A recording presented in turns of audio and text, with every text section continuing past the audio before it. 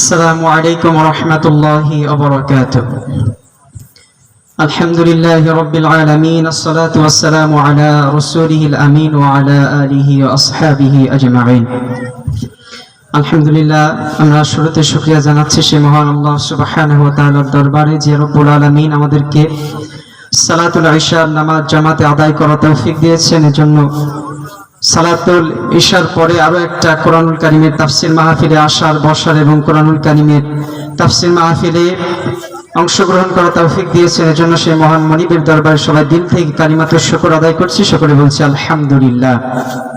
দরুদ আর সালাম পাঠ করছি বিশ্ব মানবতার মুক্তির দূত সাইয়্যিদুল মুরসালিন রাহমাতাল লিল আলামিন, যিনি ছিলেন সর্বযুগের সর্বকালের সর্বশ্রেষ্ঠ মহামানব, সেই রাহমাতাল লিল আলামিনের প্রতি সকলের সংক্ষিপ্ত আকারে দরুদ পেশ করছি, সকলে বলছি সাল্লাল্লাহু আলাইহি ওয়াসাল্লাম।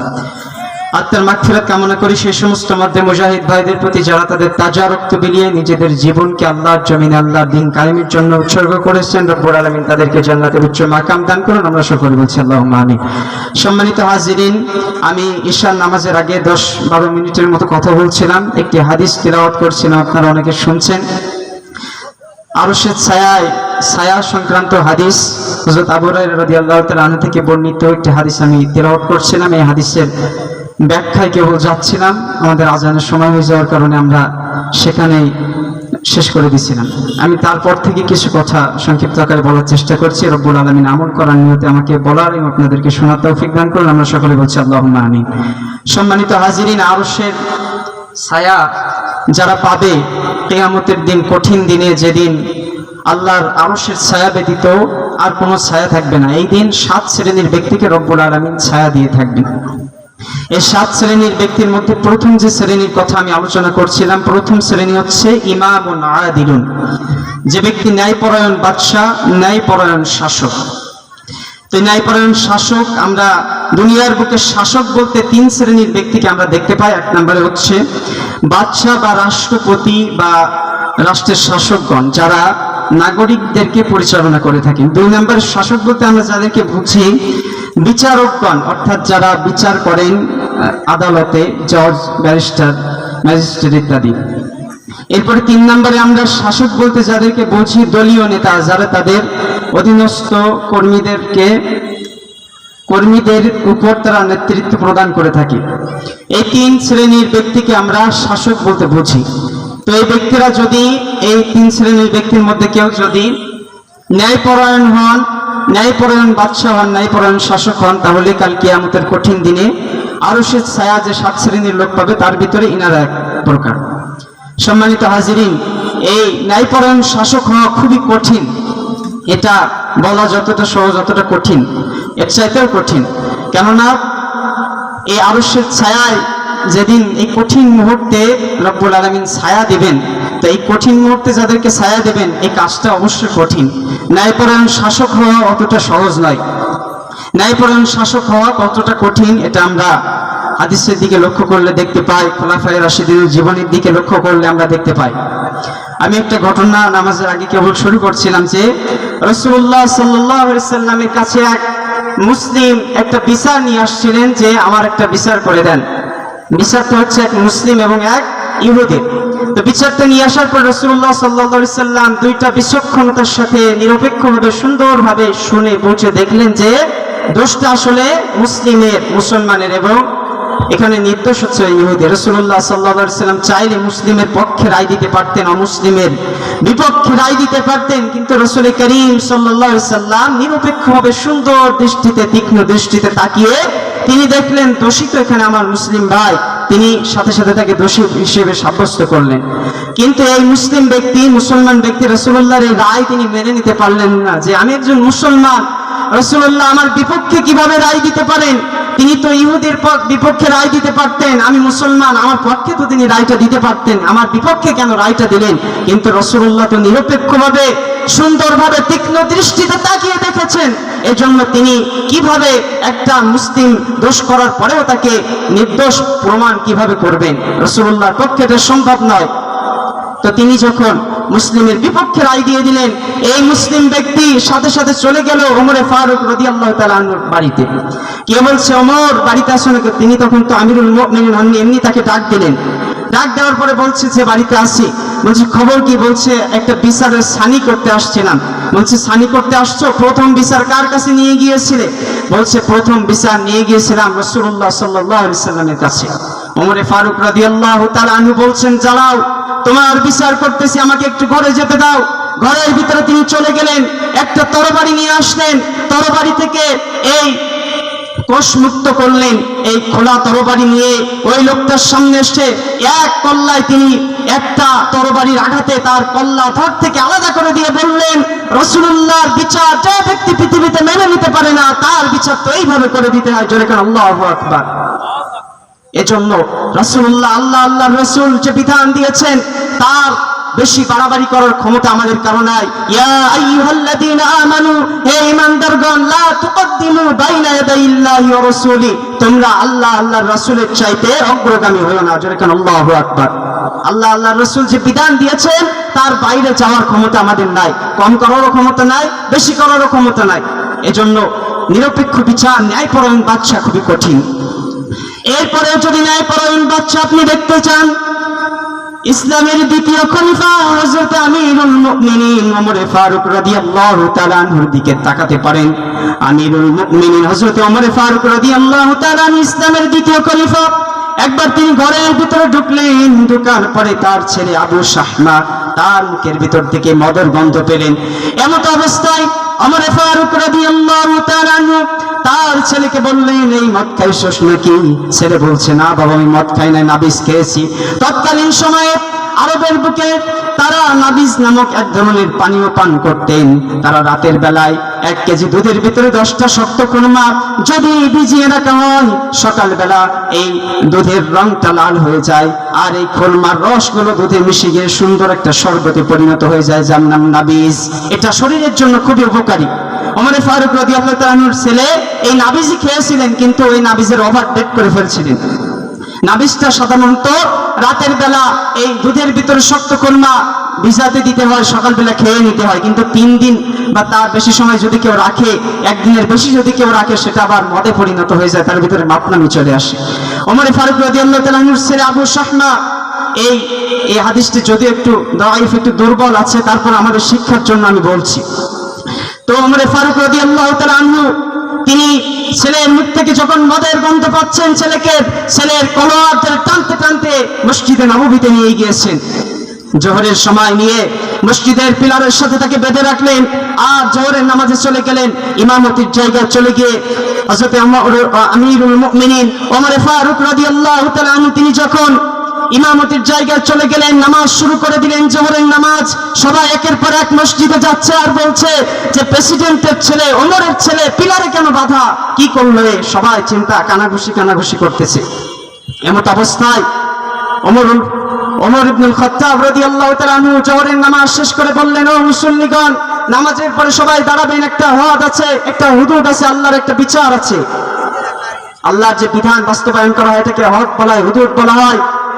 বললেন জোহরের পরে একটা বিচার আছে, সবাই বসে যাবেন। সবাই বলছে যে প্রেসিডেন্টের ছেলে পিলারে বাধা, কারণ কি অন্যায় করলো সে?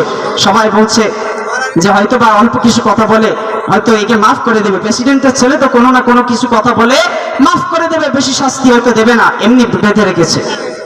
ওমর ফারুক রাদিয়াল্লাহু তাআলা নামাজ শেষ করে সবাইকে একত্রিত করলেন আর বললেন, একটা বিচার হবে, আমার ছেলে মদ খেয়েছে, তার বিচার করা হবে, একটা হুদুদ হবে, আল্লাহর একটা বিধানকে বাস্তবায়ন করা হবে, এর শাস্তি দেওয়া হবে। সবাই বলছে শাস্তি দেবে না, অল্প, প্রেসিডেন্টের ছেলে তো অল্প কিছু হয়তো জরিমানা করে অল্প কিছু বলে হয়তো শেষ করে দেবে, ওই বিচার হয়তো করবে না। আবার কেউ বলছে না, ওমর ছেড়ে দেওয়ার পাত্র নয়, হয়তো বিচার কার্যকর করে ফেলবে। এভাবে সবাই কানাঘুষি শুরু হয়ে গেছে। আমিরুল মুমিনিন ওমর খাত্তাব রাদিয়াল্লাহু তাআলা আনহু ডাক দিয়ে বললেন, জান্নাতকে ডাকা হলো, বলল জান্নাত চলে আসো। জান্নাতকে ডাক দেওয়া হলো, বাইতুল মাল থেকে সব থেকে সুন্দর চাবুক আনতে বলা হলো, ভালো চাবুক আনতে বলা হলো। চাবুক এনে আমিরুল মুমিনিন তারপরে তাকে চাবুক মারতে আরম্ভ করলেন। জান্নাত চাবুক মারতে আরম্ভ করলো। মদ যদি কেউ খায়, ইসলামের শরীয়তের নিয়ম হচ্ছে তাকে 80টা বেত্রাঘাত করতে হবে। 80 বেত্রাঘাত না করা পর্যন্ত থামা যাবে না, এটা ইসলামের নিয়ম। মদ খেলে এই শাস্তি। ওমর রাদিয়াল্লাহু তাআলা আনহু জাল্লাদকে ডাক দিয়ে বললেন, আমার ছেলেকে মারা আরম্ভ করে দাও। জাল্লাদ তখন একটা চাবুক মারলো, শুরু করে দিল বিসমিল্লাহ বলে। একটা বাড়ি দিল, দুইটা বাড়ি দিল, তিনটা বাড়ি দিল, কিন্তু এই চাবুক মারা হযরত ওমর রাদিয়াল্লাহু তাআলা আনহুর পছন্দ হলো না। একটা থাপ্পড় মেরে জাল্লাদকে সরিয়ে দিলেন, বললেন, তুই কি চাবুক মারছিস নাকি চাকরি বাঁচাচ্ছিস? চাবুকটা আমার কাছে দে। তোর দৃষ্টিতে 3টি চাবুক মারা হয়েছে, কিন্তু আমার দৃষ্টিতে একটা হয়েছে। 2 নাম্বার থেকে ছেলের উপরে আবার চাবুক মারা আরম্ভ করলেন। 2, 3, 4, 5 এভাবে চাবুক মারতে মারতে 30টা যখন বাড়ি দিল, 30টা বাড়ি দেওয়ার পরে ওমর রাদিয়াল্লাহু তাআলা আনহুর ছেলের গা থেকে, আবু শাহমার গা থেকে রক্তগুলো ছুপ ছুপ করে মসজিদের বারান্দায় চারিদিকে লাগতে আরম্ভ করে গেল। যেরকম আল্লাহু আকবার। এরকম কঠিন মুহূর্তে ওমরের স্ত্রী এসে বলছে, ওমর, আমার কলিজার টুকরা সন্তানটাকে আর মেরো না, চাবুক দিয়ে আর একটা আঘাত দিও না। 30টা বাড়ি মেরেছো, আর 50টা বাকি আছে। 50টা চাবুকের বিনিময়ে আমি আবু শাহমার মা, প্রতিটা চাবুকের বিনিময়ে আমি আবু শাহমার জন্য একটা করে উট আল্লাহর রাস্তায় কুরবানি করে দেব। আমার ছেলেকে তুমি মাফ করে দাও। ওমর রাদিয়াল্লাহু তাআলা কি মাফ করেছিলেন? মাফ করেন না। বলছে, একে নিয়ে যাও। আবু শাহমার মা আমার কাছে এই শাস্তি কমাতে এসেছে, এটা আল্লাহর বিধান, এটা শাস্তি কমানোর জন্য আমার ওমর কোনো ক্ষমতা নাই, এটা আল্লাহর বিধান, এটাকে আমাকে বাস্তবায়ন করতেই হবে। 80টা বেত্রাঘাত না করা পর্যন্ত আবু শাহমাকে আমার হাত থেকে কেউ রক্ষা করতে পারবে না। জোরে কোন আল্লাহু আকবার। এবার নিজের সন্তানের উপরে আবার বাড়ি মারতে আরম্ভ করলেন। 31, 32, 33 এভাবে মারতে মারতে 50টা বেত্রাঘাত করার পরে ছেলে বেহুশ। 40টা বেত্রাঘাত করার পরে ছেলে বেহুশ। 40টা চাবুক মারার পরে ছেলে যখন বেহুশ হয়ে গেল, আবার তাকে হুঁশ ফেরানো হলো, পানি ছিটিয়ে হুঁশ ফেরানোর পরে আরো 10টা বাড়ি মারা হলো। 10টা চাবুক মারার পরে ছেলে ইন্তেকাল করলো। হাদিসের ভিতর 2টা রাওয়ায়াত আসছে, কোন কোন রাওয়ায়াতে সে আহত হয়ে পড়েছিল, কোন কোন রাওয়ায়াতে সে মারা গিয়েছিল। এভাবে করে 50টা বাড়ি মারার পরে যখন ছেলে মারা গেল, তখন ওমর রাদিয়াল্লাহু তাআলা আনহু রাগে গড়গড় করতেছে, এখনো তো 30টা বাকি, এর আগে তুই মারা গেলি। এরপরে দ্রুত বলল, লোকজন থেকে কে বলল, এর দ্রুত গোসলের ব্যবস্থা কর, দ্রুত জানাজার ব্যবস্থা কর, দ্রুত দাফনের ব্যবস্থা করো, কবরের ব্যবস্থা করে দাও। কবর দেওয়ার পরে ওমর রাদিয়াল্লাহু তাআলা কবরের পাশে চলে গেলেন। গিয়ে ওই যে 50টা চাবুক মারা হয়েছিল, 30টা বাকি, 51 থেকে আবার কবরের উপর বাড়ি মারা আরম্ভ করেছে। গায়ে যত জোর আছে কবরের উপরে 51, 52, 53 ভাবে 80টা চাবুক মারা হয়ে গিয়েছে। জোরে কেন আল্লাহু আকবার। 80টা চাবুক মারার পরে 2টা হাত আল্লাহর কাছে তুলে দিয়ে বলছে, আল্লাহ, কিয়ামতের দিন তুমি আমাকে জালিমদের কাতারে দাঁড়াইতে পারবে না। আমি আমার সন্তানটাকে তোমার বিচার বাস্তবায়ন করার জন্য আমার সন্তানকে আমি 80টা বেত্রাঘাত করতে করতে 50টা বেত্রাঘাত করার পরে 50টা চাবুক মারার পরে আমার সন্তান মারা গিয়েছে। বাকি 30টা বাকি ছিল, সে 30টা চাবুকের বাড়ি আমি কবরের উপর মেরেছি। 80টা বেত্রাঘাত, 80টা চাবুক আমি মেরেছি। কিয়ামতের দিন জালিমের কাতারে আমাকে দাঁড়াতে পারবে না। যে নিজের ছেলে বলে পার্সিয়ালিটি করেছিল, বিচারে 2 নম্বরে করেছিল, এমনটা বলতে পারবে না। আমি আমার ছেলের বিচার করে দিয়েছি, তার পাপের শাস্তি দিয়েছি। যেটাকে আল্লাহু আকবার। একেই বলে ন্যায় বিচার। ইমামুন আদিলুন। কিয়ামতের দিন 7 শ্রেণীর মধ্যে 1 শ্রেণী হচ্ছে ন্যায় বিচার যারা হবে, ন্যায় বিচারক বাদশা যারা হবে। এত সহজ নয়। এভাবে করে নিজের সন্তানকে দাফন করে দিয়ে ঘরের ভিতরে গিয়ে কান্নাকাটি শুরু করে দিয়েছে। সাহাবীরা বলছে, ইয়া আমিরুল মুমিনিন, হে ওমর রাদিয়াল্লাহু তাআলা আনহু, আমরা তো নিষেধ করছিলাম আপনার ছেলেকে এতটা মারতে হবে না। তার স্ত্রী বলছে, ওহে আবু শাহমার পিতা, ওহে ওমর, আমি তো তোমাকে নিষেধ করছিলাম যে আমার ছেলেটাকে মাফ করে দাও, আর মেরো না। তুমি তো মেরেছো, শাস্তি কার্যকর করেছো, এখন ঘরের ভিতরে এসে কেন কাঁদছো? ওমর রাদিয়াল্লাহু তাআলা আনহু বলছিলেন যে আমি যখন তাকে চাবুক মেরেছিলাম তখন আমি পিতা হিসেবে তাকে চাবুক মারি নাই। আমি একজন দেশের খলিফা হিসেবে, একজন দেশের প্রেসিডেন্ট হিসেবে, একজন দেশের রাষ্ট্রপতি হিসেবে তার বিচার আমি কার্যকর করেছি। আর আমি এখন যখন ঘরে এসেছি আমি কাঁদছি, আমার সন্তান দুনিয়া থেকে বিদায় নিয়েছে, এই কষ্টে আমি কান্নাকাটি করছি। জোরে কেন আল্লাহু আকবার। ন্যায় বিচার অত সহজ নয়। আজকে যদি ন্যায় বিচার দেশে থাকতো তাহলে 13টি বছর যিনি 50টি বছর তাম পৃথিবীতে তাফসীর করেছে, আজকে যদি ন্যায় বিচার এই বাংলাদেশে থাকতো 50টি বছর বাংলাদেশ সহ তাম পৃথিবীতে যিনি আল্লাহর কোরআনের তাফসীর করে তাম পৃথিবীতে মানুষের মাঝে কোরআনের বাণী ছড়িয়েছে, এই কোরআনের পাখিটাকে 13 বছর কারাগারে বন্দী করে এই কারাগার থেকে বের করে মেডিকেলি ভাবে তাকে হত্যা করা হতো না যদি এই দেশে ন্যায় বিচার থাকতো। কথা বলেন ঠিক কিনা? আজকে এই দেশে ন্যায় বিচার কোথায় খুঁজছেন আপনি? বাংলাদেশ তো দূরের কথা, পৃথিবীর কোথাও আজকে আপনি ন্যায় বিচার খুঁজে পাবেন না। ইমামুল আদিলুল, ন্যায় বিচারক বাদশা হলে পরে তাকে আরশের ছায়ায় ছায়া দেওয়া হবে। যেদিন কিয়ামতের দিন আল্লাহর আরশের ছায়া ব্যতীত অন্য কোনো ছায়া থাকবে না। এই আরশের ছায়ায় ওই এক শ্রেণীর ব্যক্তি যাদেরকে ছায়া দেওয়া হবে তারা হচ্ছে ইমামুল আদিলুল, ন্যায়পরায়ণ বাদশা। পৃথিবীর বুকে যারা ন্যায়পরায়ণ শাসক ছিল, ন্যায়পরায়ণ শাসক হওয়া অত সহজ নয়। এজন্য ন্যায়পরায়ণ শাসক যারা হবেন তাদেরকে রব্বুল আলামিন 1 নম্বরে আরশের ছায়ায় ছায়া দান করবেন। জয় সুবহানাল্লাহ।